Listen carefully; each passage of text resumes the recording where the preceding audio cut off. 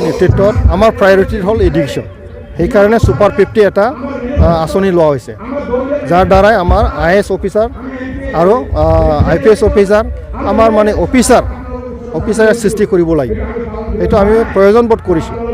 সেইটো অলৰেডি আঁচনি লোৱা হ'ল, ইতিমধ্যে কামটো চলি আছে। এতিয়া স্কুলবিলাক চব ভাঙা আছে।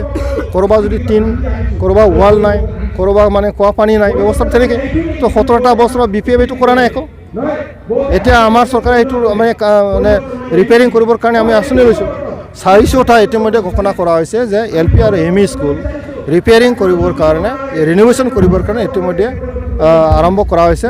ধুনীয়াকৈ হ'ব আৰু অনাগত দিনত হাইস্কুল কৰা হ'ব। মুঠতে আমাৰ স্কুল বিল্ডিংবিলাক ভাল হওক, ল'ৰা ছোৱালীবিলাক যাতে তাত গৈ পেলাই নিজকে অলপ মানে স্কুল বুলি যিটো ভাবা, সেইটো মনোভাৱটো যাতে জাগি উঠে, সেইটো আমাৰ উদ্দেশ্য হয়।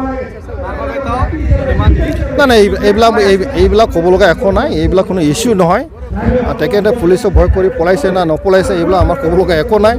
আৰু আমি তেনেকুৱা চিন্তা কৰা মানুহো নহয়, আৰু আমাৰ দলে এইবিলাক আমি আলোচনা কোনো সময়ো নাই।